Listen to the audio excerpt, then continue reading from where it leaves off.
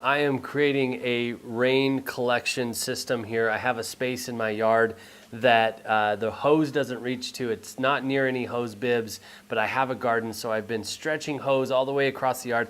So I'm going to create a container that I can collect rain in, and then I'm going to use this guy right here, which is a little spigot that I can install on the collection barrel so that I can regulate how the water comes out of the barrel or when it comes out of the barrel. So, and then I'm going to attach a drip system to this to go out into the garden, but I'll save you those details. So I'm going to go ahead and open this thing up and install it into the barrel so that you can see that entire process. This is the RainPal brass rain barrel spigot.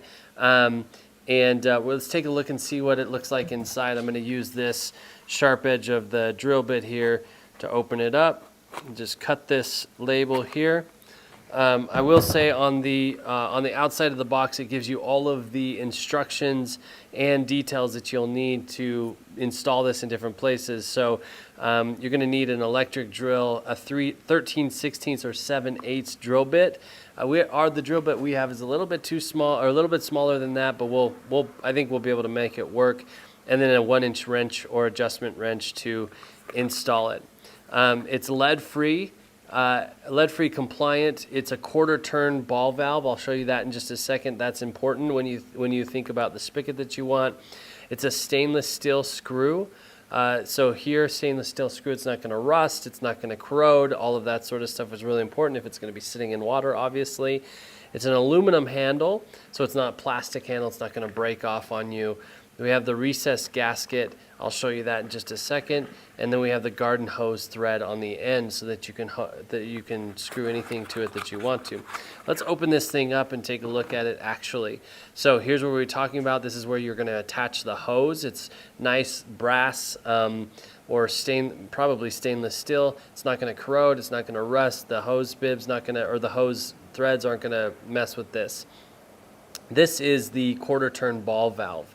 So one thing I want you to know is that the amount of space you have to move this thing is very, very little. I don't know if you've ever had a valve where you have to turn this thing and turn and turn and turn and turn and turn so that it lowers the valve down into the area. This is just very simple. If you can see down in there, it's just 1/4 movement and it opens it up or turns it off.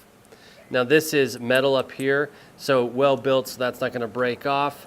And then this is where we're going to attach it to the barrel. So you have the nut here that comes off the back side of this. And then you have 2 rubber gaskets, a rubber gasket here, a rubber gasket here. Those are going to go on each side of the barrel, and I'll show you that in just one second. But it's really simple here. This is going to need a 1-inch adjustable wrench in order to tighten it down. You're probably going to need one on both sides, so you're probably going to need 2 1-inch adjustable wrenches. So let's get to installing this thing.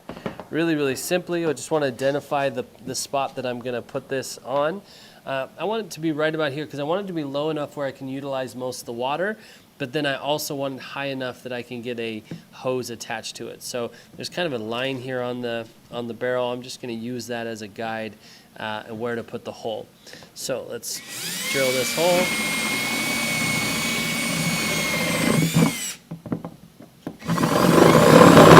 Now because my bit is just a little bit too small, I'm just going to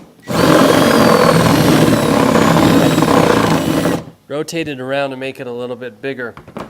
Now here's what you're going to want to do. You want to clean all of these little shavings off, because if you don't, they can get in the way of letting that sill really get onto this. That sill needs to get onto this flat part of the barrel.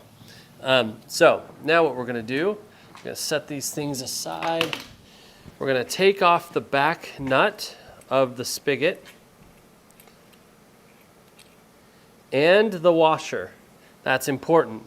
I'm going to open this thing up and I'm going to push this threaded piece through. Now look, that fits perfect. The hole worked perfect, and we've got this shut off accessible, and there's enough room, which is so important. There's enough room for you to screw that hose onto the bottom of this thing, and it's pretty close to the bottom of the barrel. So I'm going to flip this thing over now so you can see it towards the light. And we've got our washer, or we've got our rubber gasket. That's going to go on there first, and then we've got our back nut. So I'm going to try to do this so you can see it. Slip that onto the back of the spigot. Screw the back nut on. Maybe.